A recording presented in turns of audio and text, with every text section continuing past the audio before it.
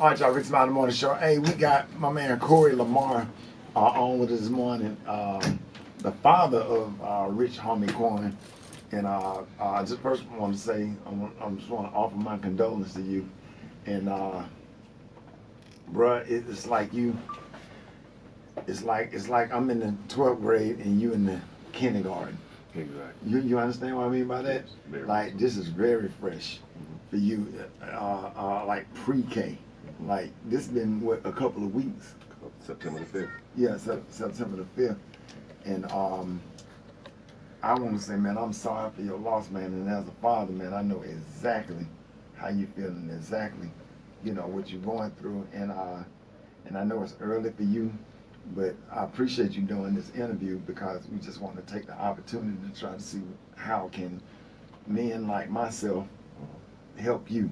Right. Crazy thing about it, I meet people all over the country that have lost kids. But the difference between talking to you is I knew your son. Your son was like a nephew to me. I don't know if you saw the videos. Yes. With him in here dancing, him calling Nana on the phone. Yeah, hitting the corner. Was it Nanny? Nanny. Calling Nanny on the phone. Calling her chocolate baby. Yeah. And that was so deep and it was so rich and personal. And that actually showed a whole nother side of him. And I was proud of him. I absolutely loved him. He treated me like an uncle. He made me feel like an uncle, the way he hugged on me and loved on all of us here. You raised a great kid. Tell us some stuff about your son that you want people to know that they probably don't know. First of all, I want to pass my condolences to you as well. Thank you. But a year and a half ago, when I learned about the passing of your son, my heart went out to you. And as a active dad in my son's life, I couldn't imagine what you were going through. Just the other night, I was at the house and thinking about when going on the road, how I would have restless nights, just hoping that they made it to and from safe. And there were some times where, I would get calls in the middle of the night, because it's your kid. It's your family on the road, and we're family oriented. So, anytime I got calls and something, didn't go right, as a man, my stomach would fall. Right. So imagine losing a child, you know what I'm saying? Like, Quan's a great kid. He was taught humility, always treat people the way you want to be treated. The world saw him as Rich Homie Quan, but to me, he was my baby. You know what I'm saying? Like baby Quan, like great kid, man. Very humble, always want to help somebody. Very family oriented, emotional, shy. Like I used to see him like during the weekend, he would just be corny.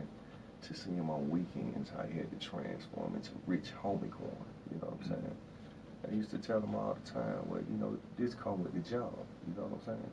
This is a career that you chose and God has blessed you with, so make the most of it. Right. But I mean, like he had just started coaching the football team. He was excited. And it's so crazy, man. A couple of weeks before, when all that Woody stuff was going on, he had called me upset about all the, stuff that had been said in the media and stuff. And I reminded him, hey man, just an hour ago you were on the phone with one of your idols, Deion Sanders. They reached out to him. And Deion was talking to him and telling him, like, you a legend, man. I want to get you over to Colorado to talk to the kids. I got a situation with Nike. I'm going to bless you and your team. Quan, because Quan was showing Deion his Deion memorabilia. I got the cleats. I wear the hat like you when I coach the kids. And him and Deion had an inspiring conversation. And I just had to remind him when he called me upset, don't let the devil steal your joy. Right. You know what I'm saying? So, very good person, man. You know what I'm saying? Like, it hurts me to the core that he's no longer here. But I don't question God. That I don't do, man.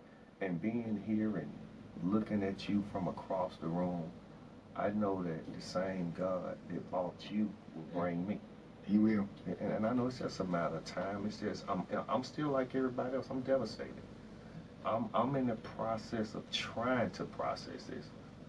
I know the Bible teaches us don't get comfortable out here on earth. Mm-hmm. And I think sometimes, you know, God have to shake some things up so we don't get too comfortable.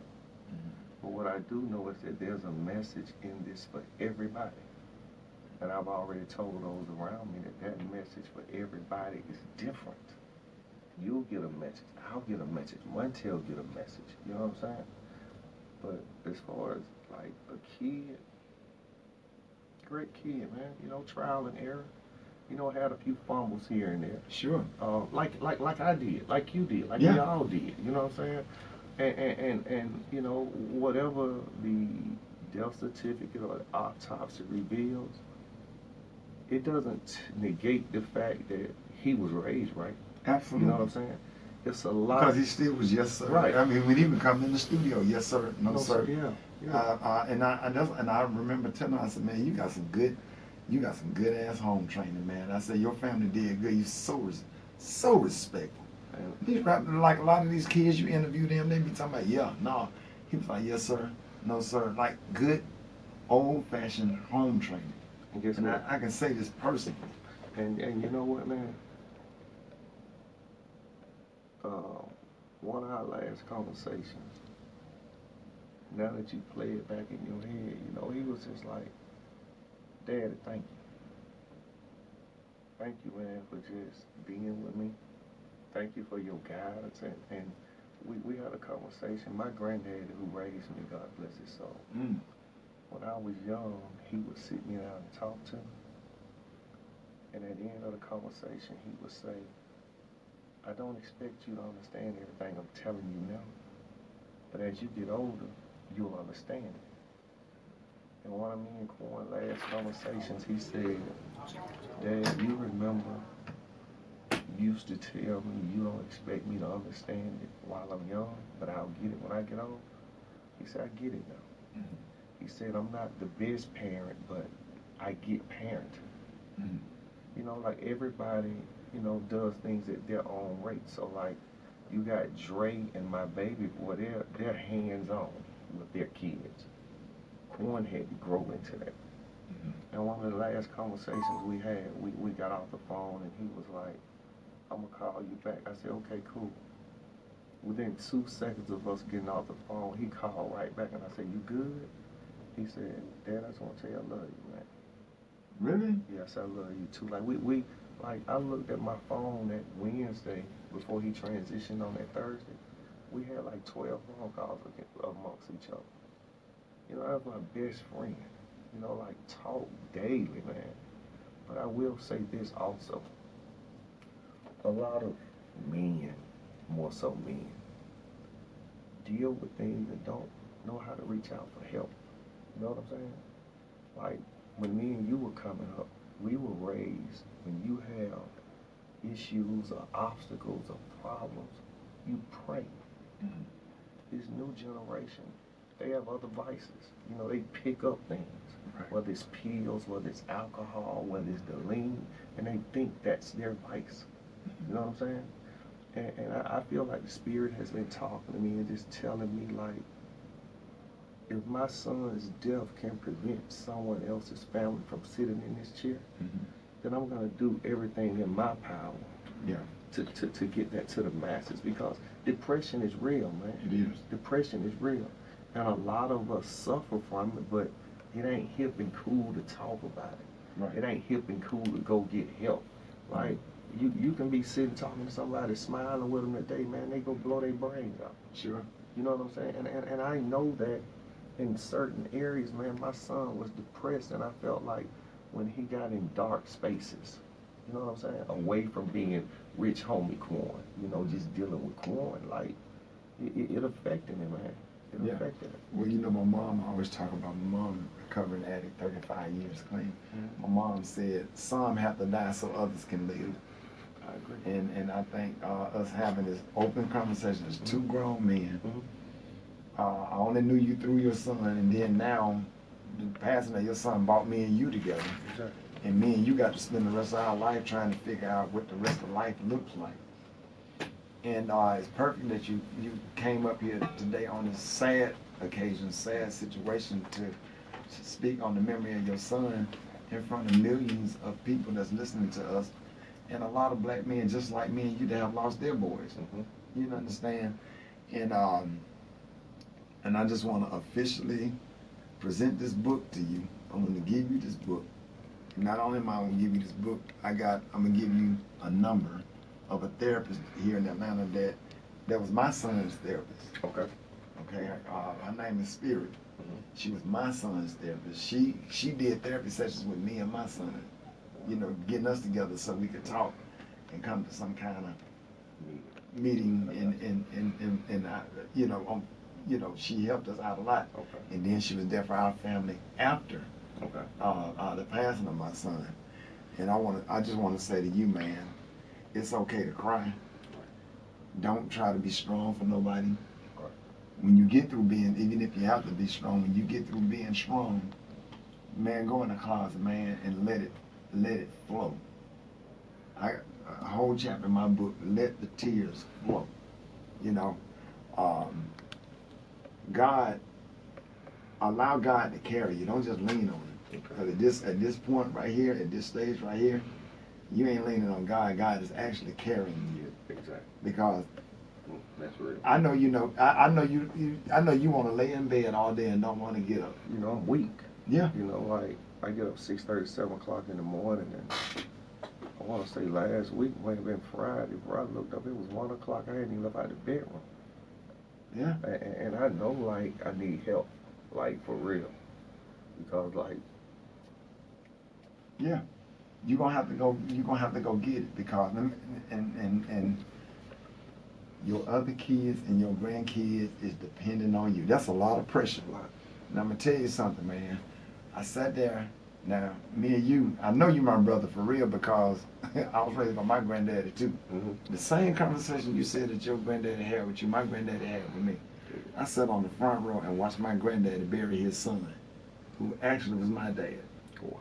I was more concerned about my grandparents sitting on the front row crying like they was than I was about what was in the casket. I was concerned about them. I'm in therapy for that alone. My grandparents dead and gone. I'm more traumatized by my grandparents sitting on that front row crying like they did than my son passing. I mean, I hadn't even got to my son in therapy. It's been a year and a half. I hadn't even got to Brandon yet. I'm still on my dad's death. Not my dad's death, but me losing my grandparents and what they went through. And then I became my granddad when my son died. And I remember how he handled that whole situation, April the 11th, 1974. And I sat there and took a page out of his book and did everything that he did. And it did not hit me that my son died until a year later. It wiped me out. The only difference is I didn't have no casket and no flowers.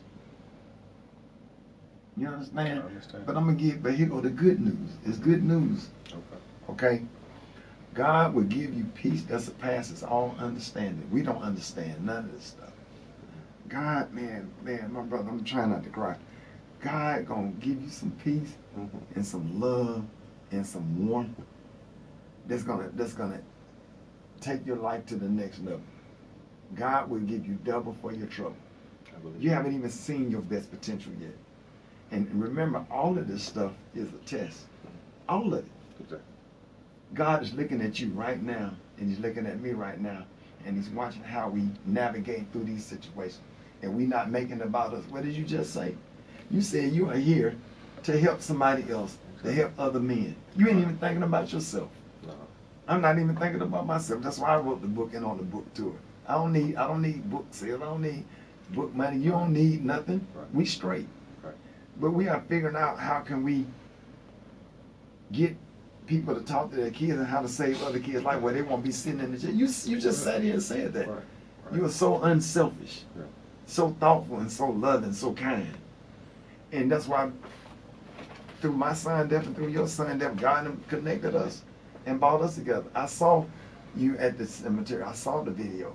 You know, I felt, I had my eyes on you the whole time. Because I knew that you had a close relationship with your son, and my eyes was on you the whole time. Not nobody but you, because I can only relate to you. Exactly.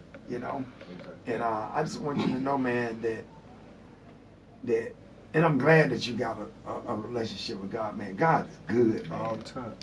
Man, he's still good. Still, exactly. And if you ain't never felt God before in your life, you finna feel him now.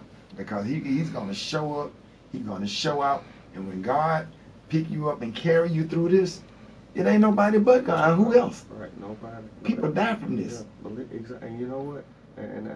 That's been one of my fears. Like, I don't want to mourn myself to death. You know, I've heard it. Yeah. But by me sitting in this chair and having these feelings, I can see how that could actually happen.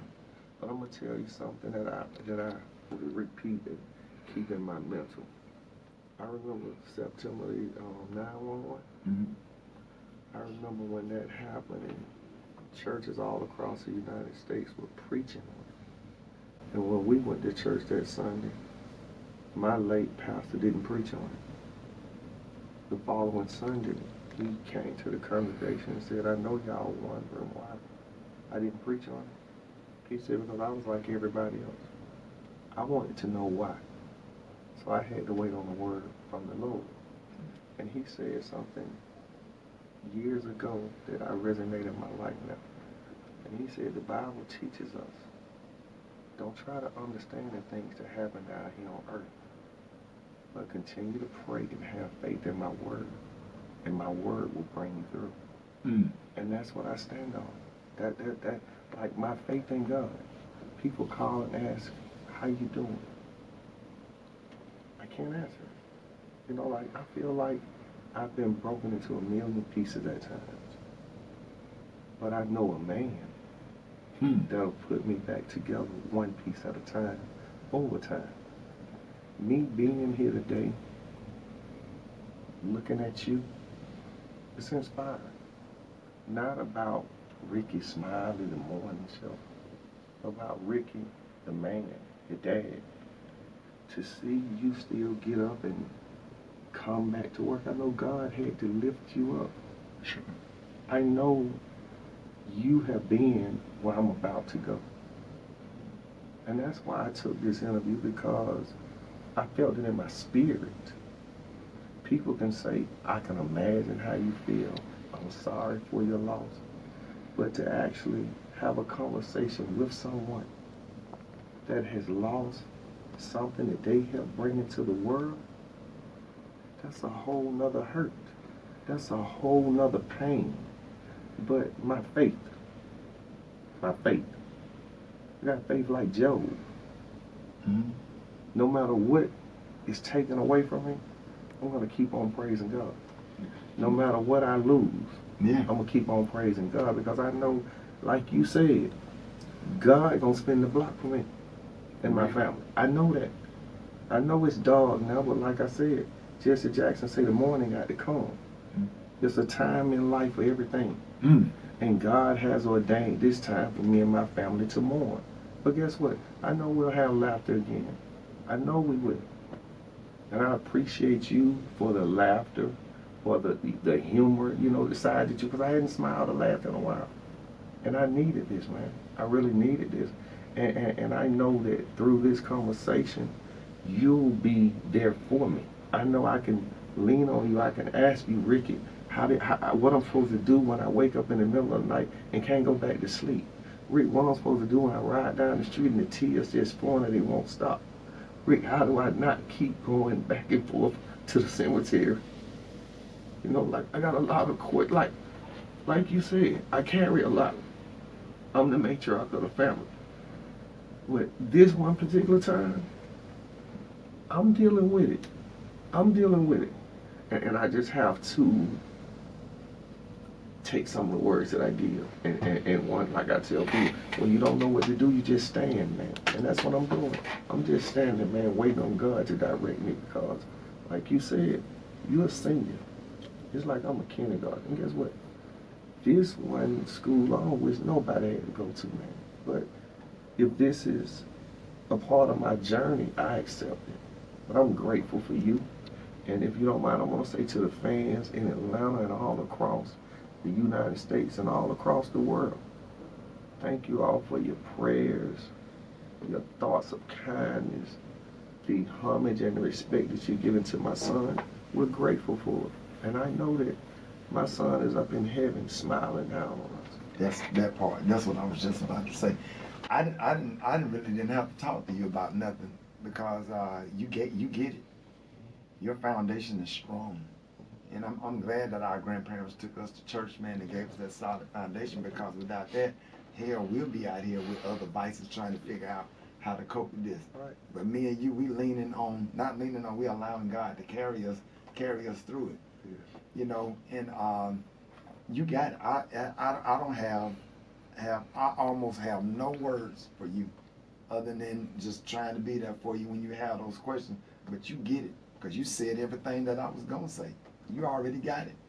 You know, you got the solid foundation. And, you know, brother, the perspective that you're looking at, saying that our sons are in a better place. Mm-hmm. Quan don't want you down here grieving, and Brandon don't want me down here grieving. Quan was a performer. Mm-hmm. My son was a performer.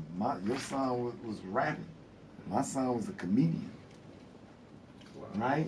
Think about it. My son, we was on the road together. We was on tour together. Wow. Your son was doing this thing. My son was doing this thing. They doing their thing.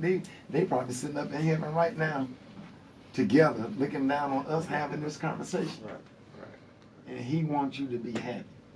He wants you to live life. He wants you to go sit on the beach and enjoy yourself. He wants you to sit in the sun. Man, I'm telling you, I have something so simple. Man, next time the sun come out, it's raining today, man, go sit in the sun and just feel God's warmth. I went live one time. I was sitting on the step in the sun, and I just felt God's energy. I just felt this love. The birds was chirping.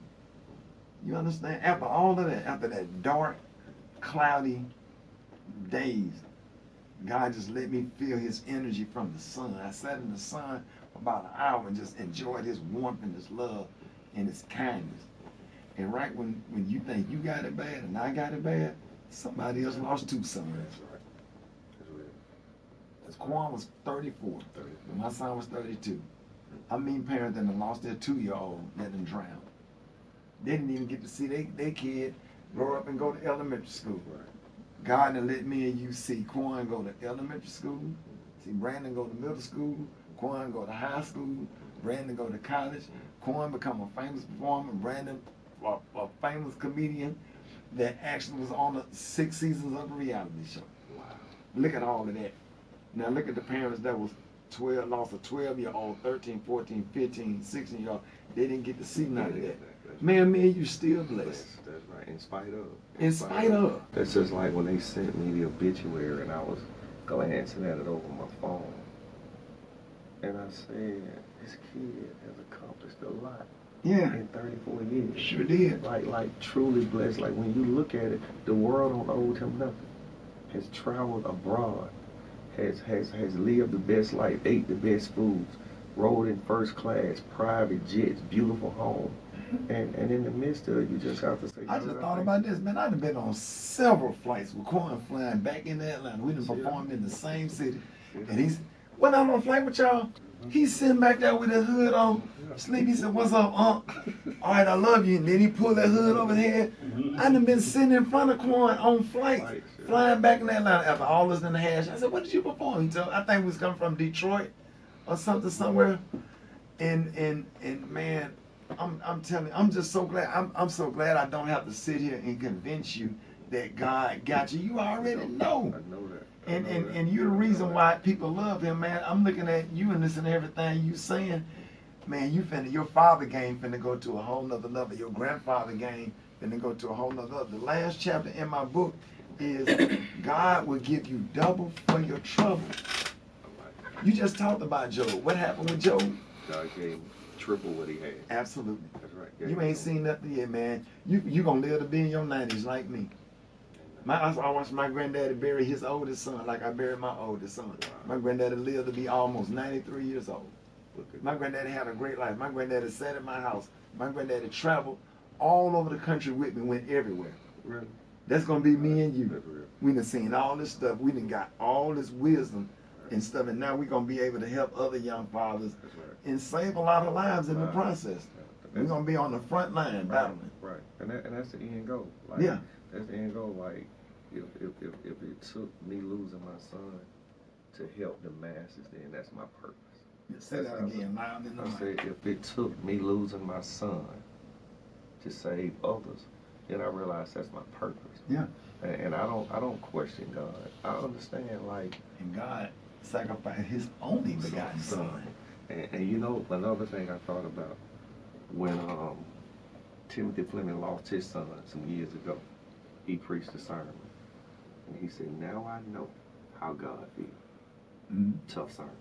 Yeah. And now I know how God feels. I genuinely know how I feel. I'm gonna tell you this, man. If you ever want to just get away, you can come to Birmingham. We can go sit in that screen-in porch and talk. We can go get on the boat, go fishing. Whatever you want to do, whatever you decide to do, whatever I can do to help you through your healing process, I'm already gonna connect you with the therapist. Okay. Man, go to her twice a week for now. All right. Until you get to a space where you can go once a week. All right. And she gonna help you, man, process those feelings. She gonna give you, you already got it. You already got most of it, man. You already looking at things from the proper perspective. Okay. You just sat here and said, my son is in a better place. Yes, he is. You know what I'm saying? We the ones down here, heartbroken and suffering. Yeah. We're gonna make sure you get some sleep at night. I talk about also in the book about putting gas in the tank. Okay. Grief take all the gas out of the tank. Okay. But what are we gonna do to put gas back in the tank? Gotcha. You came to the radio station. Yeah. You laughed at the people that was singing. Right. That's putting gas back in the tank. They gave you some. I saw you over there laughing. You smiled. Right. Probably the first time you had a chance to laugh and smile. That's the beginning Okay. of a long process.